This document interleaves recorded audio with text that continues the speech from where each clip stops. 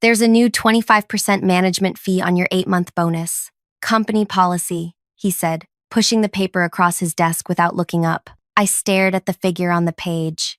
$15,000, reduced to $11,250. A management fee, I repeated, the words tasting strange. I'd never heard of such a thing in my 4 years with the company. Mr. Larkin finally met my gaze. Yes, Olivia. Management oversees all major projects. This fee reflects that involvement. I held the paper carefully, afraid my trembling fingers would tear it. And when exactly was this policy created? It's always been there, he said, tapping his expensive watch. Just never applied before. Budget constraints. I knew he was lying. I'd reviewed every company policy manual 3 times over during my efficiency audit. I see, I said, keeping my face neutral while something inside me cracked. And does this apply to everyone's bonuses? He shuffled some papers. I have another meeting. We can discuss this later if you have concerns. I stood, clutching the bonus statement. $3,750 gone. My daughter's asthma treatments for a year. The security deposit on an apartment without mold. The money I'd promised my mother to help with her medications. Thank you for the explanation, I said, as if he'd given one. That night, I sat on my kitchen floor, surrounded by bills, Arya's inhaler prescription, 3 late rent notices, the water damage on our ceiling that the landlord ignored, 8 months of missed bedtime stories, of mommy has to work late, had earned me this bonus. It wasn't just money, it was our escape route. But now, a quarter of it vanished into Mr. Larkin's pocket. Before I continue what happened next, thank you for listening to my story today. I'd love to know where you're tuning in from. Drop a comment below. It always amazes me how connected we are, despite the distances between us. My name is Olivia Reed. 4 years ago, I joined Sterling Analytics as a data specialist. Most people's eyes glaze over when I explain what I do, finding patterns in numbers, identifying inefficiencies, creating predictive models. But numbers tell stories if you know how to listen. I was hired 2 months after my ex-husband emptied our joint account and disappeared. Left with a 4-year-old daughter, no savings, and a mountain of debt, I needed stability more than respect. Sterling offered both, initially. My apartment was small but functional. 1 bedroom that I gave to Arya while I slept on a pull-out couch. The neighborhood wasn't great, but it was close to a decent elementary school. We made it work. My supervisor, Trevor Larkin, recognized my talent immediately. You have a gift, he told me during my first performance review. You see connections others miss. What I saw about Trevor, he had an uncanny ability to take credit for his team's successes while distancing himself from failures. He maintained connections with upper management through golf games and whiskey tastings, activities I couldn't join as a single mother with no childcare options outside work hours. For 3 years, I kept my head down. I arrived early, stayed late when my mother could watch Arya, and delivered spotless analyses that Trevor presented as collaborative efforts. I didn't mind. Every small raise meant 1 less bill to worry about, 1 more treat I could afford for my daughter. Then came the efficiency project. The company was bleeding money during the economic downturn. The CEO announced emergency cost-cutting measures, including a freeze on raises and bonuses.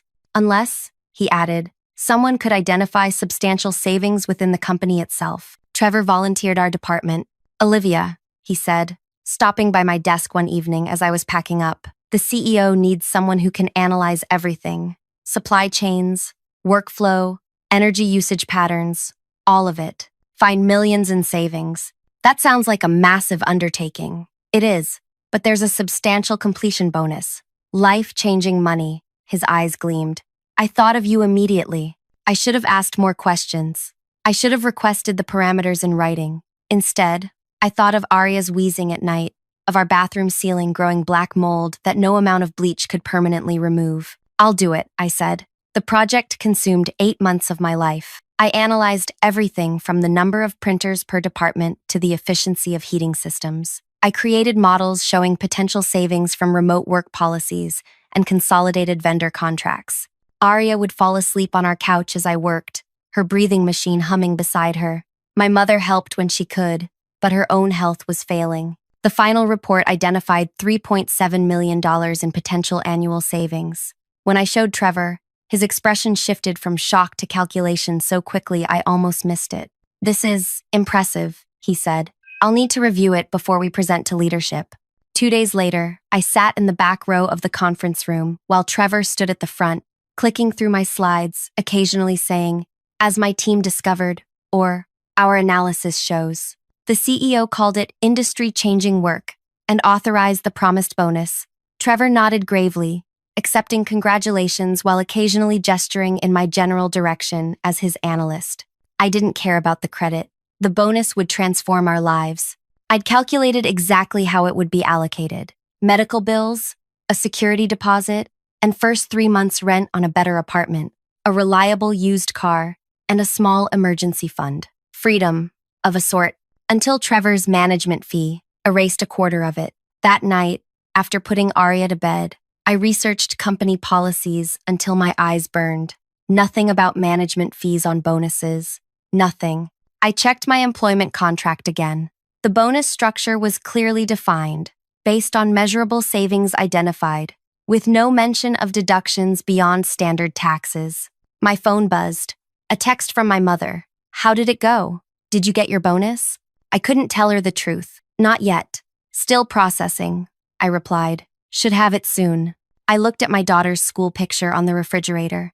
Arya had her father's curly hair and my determined chin. She'd been so brave through all the moves, the tight budgets, the nights I came home exhausted, 8 years old and already understanding concepts like, "We can't afford that right now," and "maybe next month." The management fee wasn't just about money. It was about dignity, about promises kept or broken. I opened my laptop again, this time pulling up our company's financial disclosure policies, then the employee handbook section on reporting ethical concerns. Finally, the organization chart. Trevor reported to the vice president of analytics, who reported to the chief operations officer, who reported to the CEO. 3 layers of management that might or might not take my concerns seriously. There had to be another way. I noticed an alert pop up on my calendar app. Team meeting tomorrow at 9 a.m. Trevor would be presenting the quarterly plan. The chief financial officer often attended these meetings to discuss budget implications. A plan began forming in my mind. The next morning, I stopped by Donut Palace on my way to work and bought 24 assorted pastries, something I'd never done before. The woman behind the counter raised her eyebrows when I requested an extra-large black coffee with the order. "Long night?" she asked. "Long 8 months," I replied. "But maybe things are looking up." I arrived at the office 30 minutes early. Most of my colleagues were already at their desks, surprised when I offered them donuts. "What's the occasion?" asked McKenna, our marketing liaison. "Just grateful for such a supportive team," I said, my smile feeling strange on my face. I saved a maple bar, Trevor's favorite, and placed it on a napkin beside his usual seat in the conference room, along with the large black coffee. When he walked in, his appearance startled me. Trevor wore the same clothes as yesterday, with dark circles under his eyes. His normally perfectly combed hair looked hastily fixed. "Late night?" I asked innocently. He grunted something about finalizing the quarterly budget and grabbed the coffee gratefully. As our colleagues filed in, I noticed Trevor checking his phone repeatedly, his forehead creasing. He seemed distracted, nervous even. "Let's get started," he finally said, standing at the front of the room. "We have a lot to cover. First, the Williams contract." I raised my hand slightly. "Actually, I have a quick question about the new bonus fee structure." His coffee cup froze midway to his lips. "We can address that privately, Olivia. It's just, I'm confused," I continued, looking around the table. "Did everyone else's project bonuses have the 25% management fee too?" Confusion spread across my colleagues' faces. "What management fee?" asked McKenna, our finance coordinator. The door swung open. The CEO walked in with the chief financial officer. "Sorry to interrupt," said the CEO, his tall frame filling the doorway. "Just wanted to personally check on implementing those brilliant cost-saving measures." He nodded at me. "That analysis was remarkable work." Trevor's laugh sounded brittle. "We were just discussing implementation strategies." "Actually," I said softly, "we were discussing the new 25% management fee on project bonuses. I wanted to understand when this policy was created." I turned to the CFO. "Would your office have records of when this policy was implemented?" My supervisor's face drained of color. The CFO frowned. There's no such policy, she said. Trevor cleared his throat. It's a recent implementation. Perhaps it hasn't reached all departments yet. I removed a folder from my bag. That's strange. Here's my bonus statement with the deduction clearly marked as management fee, company policy. I slid the paper toward the CFO, who picked it up with a deepening frown. I've never seen this format before, she said, examining the document. I nodded. I thought it seemed unusual too. The CEO stepped forward. What exactly are we talking about here? A misunderstanding, I'm sure, Trevor said quickly. Olivia received her project bonus yesterday, and there seems to be some confusion about standard deductions. A 25% deduction isn't standard, I said quietly. And according to my employment contract, the bonus structure is very specific. I slid a second paper forward. Not bank transfers, as everyone expected, but a single spreadsheet. The quarterly budget Trevor had accidentally left open on his computer when he rushed to the bathroom after I brought him his favorite donut. A budget showing a special performance incentive matching exactly 25% of my bonus, allocated to himself. The room went silent. The CFO gently took the paper, studied it, then passed it to the CEO. Where did you get this? Trevor demanded, his voice rising. Your computer screen. You left it open when you stepped out earlier. I was leaving the financial projection you asked for on your desk. I met his gaze. I wouldn't normally look at your files, but seeing my bonus amount with that exact 25% figure under your name caught my attention. The CEO's expression hardened. Trevor, is there an explanation for this? Trevor's laugh sounded hollow. This is ridiculous. It's obviously a mistake in the spreadsheet. I was working late on budget allocations, which don't typically include redirecting portions of employee bonuses to management, the CFO interrupted. She turned to me. Miss Reed, how long have you worked here? 4 years next month, I answered. And has this happened before? Deductions from your compensation that seemed unusual? I hesitated. There had been other instances, smaller ones, a promised raise that came through, lower than discussed, a training opportunity that required an administrative fee I later discovered no one else paid. There have been discrepancies, I said carefully. The CEO's jaw tightened. I think we need to continue this conversation in my office. Trevor, please bring all bonus documentation from the past year. Miss Reed, if you'd join us as well. He turned to the rest of the team. Meeting adjourned for now. As everyone filed out, Trevor grabbed my arm. You have no idea what you've done, he hissed. I gently removed his hand. I think I do. My phone buzzed in my pocket, a text from my childcare provider. Arya had another asthma attack at school. They'd given her the rescue inhaler, but she needed to go home. I felt the familiar twist of anxiety, the impossible balance between being a mother and keeping the job that allowed me to be a mother. I need to make a call, I told the CEO. My daughter's ill. It will just take a minute. He nodded, his expression softening slightly. I stepped into the hallway, arranging for my mother to pick up Arya, despite her own chronic pain. Another favor I'd have to repay, another apology I'd have to make. When I returned, Trevor was already in the CEO's office, his voice audible through the door. Completely dedicated to this company. One misunderstanding shouldn't erase years of leadership. I knocked and entered. The CFO sat reviewing documents, while the CEO stood looking out the window. Miss Reed, the CEO said, turning. Please sit. I took the chair farthest from Trevor, whose face had morphed from anger to a calculated pleasantness. I've explained the situation, Trevor said smoothly. The management fee was my mistake, a misinterpretation of new budget guidelines. I'll certainly rectify the error immediately. The CEO studied me. Is that satisfactory, Miss Reed? Was it? The money would be returned, but the betrayal remained. The pattern would continue with someone else, someone who might not catch it or couldn't afford to speak up. May I ask a question? I said. The CEO nodded. If there was no policy, why was the deduction labeled as company policy on my statement? That seems very specific. Trevor's pleasant expression flickered. As I said, it was a misinterpretation. Of what exactly?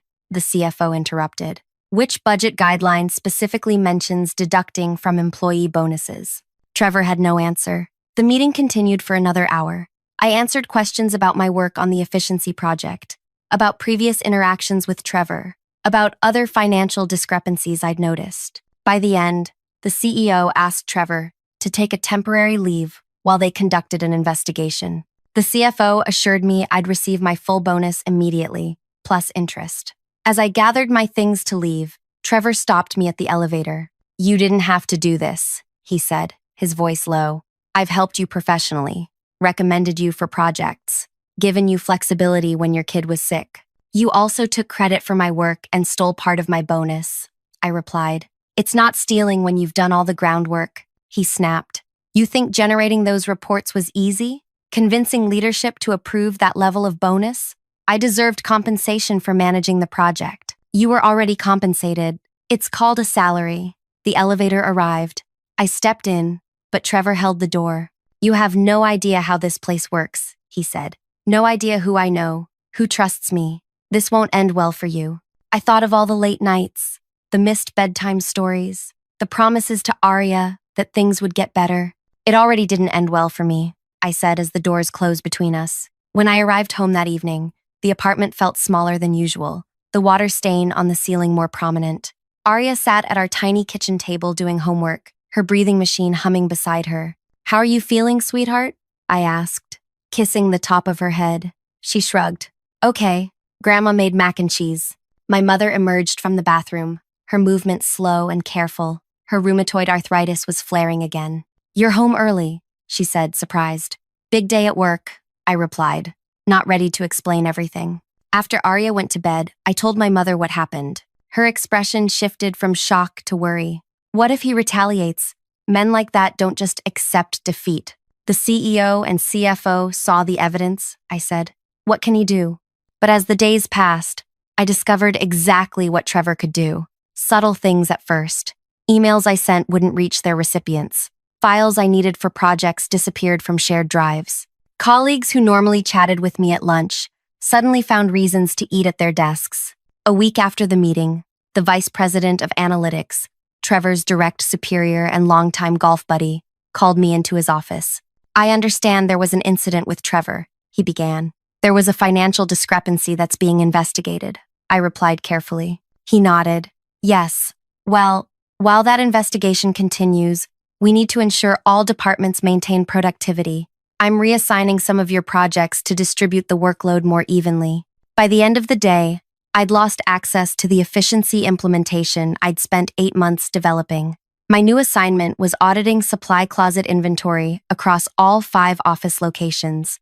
That night, I couldn't sleep. The full bonus had been deposited to my account as promised, but now my position seemed precarious. Without the visibility of important projects, how long would I remain valuable to the company? The next morning, I received an email from a name I didn't recognize, Elizabeth Torres, head of internal audit. She requested a meeting at 2 p.m. When I arrived at her office, I found a woman perhaps 10 years my senior, with close-cropped gray hair and sharp eyes. "Thank you for coming, Miss Reed," she said, gesturing to a chair. "I've been reviewing the efficiency report you created. Impressive work." "Thank you," I said, surprised. "Though I'm no longer assigned to the implementation." "So I heard." She studied me. "I also heard about the incident with Mr. Larkin." My stomach tightened. "That matter is under investigation." "Yes, by my department. That's why I wanted to speak with you directly." For the next hour, Elizabeth asked detailed questions about my interactions with Trevor, about financial irregularities I'd noticed, about project credits and compensation discussions. I answered honestly, providing dates and details where I could. "Do you have documentation of these other incidents?" she asked. "Some," I admitted. "I started keeping records after the second time. A promised raise came through, smaller than discussed." She nodded, making notes. "Smart. And how many others on your team experienced similar issues?" "I don't know," I realized. "We don't discuss compensation much." "Precisely why these situations persist," Elizabeth said. "Isolation is a powerful tool." As our meeting concluded, she handed me her card. "If you remember anything else, or if you experience any form of retaliation, contact me directly." Retaliation? Isn't that already happening with my project reassignment? Elizabeth's expression remained neutral. "Document everything. Forward me any relevant communications." Over the next 2 weeks, I did exactly that. The supply closet inventory expanded to include creating a new cataloging system. My performance metrics were suddenly reviewed daily rather than quarterly. Meeting invitations arrived with impossible timing. Scheduled during Arya's doctor appointments or school conferences, I'd requested off months in advance. Each incident went into a detailed log. Each questionable email was forwarded to Elizabeth. Meanwhile, Trevor returned from his temporary leave with a written warning, but otherwise unscathed. The vice president publicly welcomed him back, praising his invaluable leadership during challenging times. Trevor didn't speak to me directly, but I felt his influence everywhere. Projects I should have been consulted on proceeded without my input. Information reached me last, if at all. Even the woman who cleaned our office stopped emptying my trash bin. "You should start looking for another job," my mother advised as I vented my frustration one evening. "They're freezing you out." "Maybe," I admitted, "but something doesn't add up. Why bring him back at all if they found evidence of financial impropriety?" "Politics," she said simply. "Connections matter more than conduct." She wasn't wrong. Trevor's golf games with the VP and weekend fishing trips with board members had created a safety net I couldn't match. A single mother with asthmatic child couldn't build relationships over scotch and cigars, but I could build something else. I returned to the efficiency report, the complete version still saved on my personal drive. For 8 months, I'd analyzed every aspect of company operations. I'd examined every budget, every expense account, every vendor contract. I knew which departments ran efficiently and which hemorrhaged money through mismanagement or outdated processes. I also knew exactly where to look for patterns of financial irregularities. Starting that night after Arya went to bed, I began a new analysis. Not of company efficiency, but of Trevor Larkin's 4 years as department head. Every project budget he'd controlled, every bonus allocation, every expense report, information scattered across dozens of systems, but connected by tiny threads I could follow if I looked carefully enough. 3 days into my investigation, Elizabeth Torres called. "The internal audit is complete," she said without preamble. "The results are interesting. Can you meet tomorrow morning?" "What time?" I asked. 7 a.m., before most people arrive. When we hung up, I stared at my computer screen, at the spreadsheet I'd been building, at patterns emerging that went far beyond a single bonus deduction. I saved my work, encrypted the file, and backed it up to 3 different locations. Whatever happened tomorrow, I needed to be prepared. I arrived at the office at 6:55 a.m., clutching my travel mug of coffee like a lifeline. The parking garage sat mostly empty, the building quiet except for the cleaning staff. Elizabeth's office light shone from the end of the hallway. She waved me in, closing the door behind me. "Thank you for coming so early," she said. "Your call sounded urgent." I took a seat, noting the thick folder on her desk labeled Confidential. "The audit committee met yesterday to review our findings regarding Mr. Larkin." She leaned forward. "What we discovered goes well beyond your bonus deduction." My pulse quickened. "What did you find?" "A pattern of financial manipulation dating back 3 years. Bonuses diverted, project budgets inflated with the difference pocketed, expense reports with phantom charges." She pushed the folder toward me. "Your documentation helped us identify the pattern." I opened the folder, scanning the summary page. The total amount misappropriated exceeded $170,000. "Why are you showing me this?" I asked. "Because despite this evidence, the executive team is hesitating to take action." Her expression hardened. "The vice president is arguing for a private reprimand and repayment plan. No termination, no legal consequences. The injustice of it burned. Because of his connections." She nodded. "The VP claims pursuing this could damage company reputation. He's pushing to handle it discreetly, meaning everyone else still suffers while Trevor gets protected." "Precisely." Elizabeth studied me. "However, the CEO isn't entirely convinced by this approach. He's requested a special meeting tomorrow with the executive team. Trevor will present the quarterly strategy, including implementation of your efficiency plan." "Which I've been removed from," I reminded her. "Yes, officially." She slid another document across the desk. "But as head of internal audit, I need someone to verify certain financial projections in that presentation. Someone who understands the complete efficiency framework." The document was a temporary authorization returning my system access for 24 hours. "This seems," I hesitated, "necessary for a thorough audit," she finished. "Nothing more." I took the authorization, And what exactly should I be verifying? Everything, Miss Reed, particularly the projected savings figures for next quarter. I left her office, understanding the unspoken message. The audit had uncovered Trevor's pattern, but some executives wanted to protect him. Tomorrow's meeting represented a crossroads: continue the protection or expose the truth. And I now had access to verify exactly what Trevor planned to present. I spent that day reviewing the implementation plan for my efficiency recommendations. As expected, Trevor had modified several key components. He delayed the most impactful changes, diluted others, and entirely removed some that affected departments led by his allies. The modified plan would achieve barely 40% of the projected savings. That evening, I prepared 2 documents.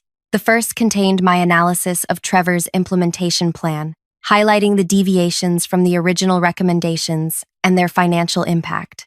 The second document was different. For 3 nights, I'd been tracking Trevor's pattern of financial manipulation, not just what the audit found, but connections they might have missed. Projects where numbers changed between proposal and implementation. Team members whose bonuses didn't match their documented performance metrics. Budget allocations that shifted mysteriously between approval and execution. By midnight, I had a comprehensive record of every questionable financial decision in Trevor's department for the past 4 years. Not just the $170,000 the audit identified, but nearly $290,000 in total. I saved both files to a flash drive and finally went to bed. The next morning, I dressed with unusual care. A dark blue dress I'd bought on clearance last year but never worn. Small earrings my mother had given me for my 30th birthday. Battle armor of a sort. Arya noticed immediately. "You look pretty, Mom." "Thank you, sweetheart." I helped her pack her backpack. "Grandma will pick you up from school today, okay? I might be working late." She nodded, used to this routine. "Will we move soon? To the house with the yellow room?" The question caught me off guard. I'd shown her pictures of apartments in better neighborhoods, including one with a small yellow bedroom she'd immediately claimed as hers. "I'm working on it," I promised. "Things might change soon." At work, I reviewed Trevor's presentation once more. The executive meeting was scheduled for 2 p.m. At 1:30, Elizabeth walked past my desk, nodding slightly. At 1:45, I took the elevator to the executive floor. Flash drive in my pocket, the conference room door stood open. Executives already gathering inside. The CEO noticed me first. "Miss Reed, can I help you?" "I was asked to provide some financial verification for today's presentation," I explained. "For the efficiency implementation discussion." He looked surprised but nodded. "Of course. We'll be addressing that portion around 2:30. I took a seat in the back corner, opening my laptop. Trevor entered minutes later, faltering slightly when he saw me, but quickly recovering. The vice president followed, frowning in my direction. "Why is Miss Reed here?" he asked the CEO quietly, but not quietly enough. "Financial verification," the CEO replied. "Given her intimate knowledge of the efficiency project, it seems appropriate." The VP looked displeased, but didn't object further. The meeting began with standard quarterly updates. I sat silently, waiting. At 2:25, Trevor stood to present the efficiency implementation plan. "As you know," he began, "my team developed a comprehensive efficiency framework projected to save $3.7 million annually. After careful analysis, I've optimized the implementation to balance immediate savings with operational stability." He displayed the modified projections, showing $2.9 million in savings, instead of the original $3.7 million. Still impressive, but significantly reduced. "Implementation will occur in 3 phases, he continued, outlining timelines that stretched the most impactful changes over 18 months, rather than the 6 I'd recommended. The CEO frowned. "This timeline seems extended from the original proposal." "Yes," Trevor agreed smoothly. After detailed analysis, I determined that a more measured approach would reduce operational disruption. "And the reduced savings projection?" asked the CFO. "A more realistic figure, based on implementation challenges," Trevor replied. The original estimate was somewhat optimistic. I felt a sudden clarity, watching him confidently present my work with his modifications. This had always been the pattern. Take someone else's effort, alter it to serve your purposes, then present it as improved through your leadership. The CEO glanced my way. Miss Reed, you created the original efficiency framework. Do you agree with these modifications? All eyes turned to me. Trevor's expression remained confident, but I could see tension in his shoulders. Actually, no, I said quietly. I don't agree. I connected my laptop to the projection system. With your permission, I'd like to show the impact of these modifications. The CEO nodded. I displayed my analysis, outlining how each change reduced the projected savings and extended the timeline unnecessarily. The original implementation plan remains entirely feasible within 6 months, I concluded. These modifications appear designed to protect certain departments from necessary changes while diluting the financial impact. Trevor's face flushed. This is absurd. You don't understand the operational complexities. I understand them perfectly, I interrupted. I spent 8 months identifying them. What's interesting is which departments receive preferential treatment in your modified plan. I displayed a chart showing the correlation between protected departments and executives with whom Trevor had personal relationships. The room went silent. The VP shifted uncomfortably. This is inappropriate, he finally said. Miss Reed is clearly upset about being removed from the implementation team. Why was she removed? The CEO asked sharply. Workload distribution? The VP replied. Standard procedure. After she reported financial misconduct, the CFO noted. Timing that suggests retaliation. Elizabeth Torres chose that moment to enter the room. Sorry to interrupt, but I was told my audit findings might be relevant to this discussion. She distributed copies of the audit report to each executive. What followed was the most uncomfortable 2 hours of my professional life. The audit findings led to questions about Trevor's financial management. Those questions led to examination of his department's budgets. Those examinations led to discoveries of other discrepancies. Throughout, Trevor's confident facade crumbled piece by piece. His explanations grew increasingly convoluted. The VP's defenses weakened with each revelation. Finally, the CEO called a break. As executives filed out, he asked Trevor, Elizabeth, and me to remain. Miss Reed, he said, the financial verification you mentioned, was it limited to the efficiency implementation? I hesitated, then removed the flash drive from my pocket. No. After experiencing the bonus deduction and subsequent retaliation, I analyzed 4 years of financial data from Mr. Larkin's department. I connected the drive and displayed my findings. The comprehensive record of every questionable transaction, every diverted bonus, every inflated budget. Nearly $290,000, I concluded, affecting 27 employees. Trevor stood abruptly. This is a witch hunt. She has no authority to access these records. Actually, I do, I said. These are all projects I worked on, reports I generated, team members whose performance I evaluated. I simply connected information already available to me. The CEO's expression had grown progressively darker. Trevor, wait outside. After he left, the CEO turned to me. You've been very thorough, Miss Reed. I'm good with patterns, I said simply. 3 weeks later, I signed mortgage papers on a small house in a clean school district with good air quality. My daughter's new bedroom had yellow walls she helped paint herself. The aftermath at work unfolded quickly. Trevor was terminated immediately. The VP resigned the following week. The company filed insurance claims for the misappropriated funds and began the process of repaying affected employees. I received my full bonus plus compensation for the raised discrepancies Trevor had engineered over years. The amount was substantial, enough for a down payment on the modest house I'd never imagined owning. The CEO created a new position for me, Director of Operational Accountability, leading a team of 3 analysts. My first task was implementing the original efficiency plan, which ultimately exceeded the projected savings. Sometimes when Arya is sleeping, I sit in our small backyard and think about choices. Trevor lost everything, his job, his reputation, and possibly his freedom after the financial audit led to a criminal investigation, revealing a pattern going back much further than his time at our company. I never wanted to destroy anyone. I just wanted what was rightfully earned. I wanted my daughter to breathe easily in a home without mold. I wanted to answer her questions about money without that knot of anxiety in my chest. Power corrupts when it operates without accountability. Trevor believed his connections protected him from consequences. The VP thought company hierarchy outweighed company ethics. They were both wrong. My revenge wasn't crafty or complex. It was simply the truth, meticulously documented and presented when it mattered most. Arya starts third grade next week. Her new school has a science program she's excited about. Her asthma attacks have decreased by 70% since we moved. My mother lives in our spare room now, her medical care finally consistent.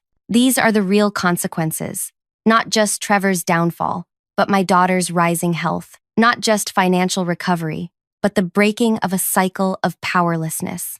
Not just professional advancement, but the knowledge that systems can change when people speak up. If you've stayed with my story this long, thank you. Your time and attention mean more than you know. If something in this resonated with you, please leave a comment sharing your thoughts. Have you ever faced a situation where speaking up felt impossible but necessary? How did you handle it? Every story shared helps someone else feel less alone in their struggle. And if you found value here, consider subscribing for more. We're all just trying to find our way through complicated situations. It helps to walk together.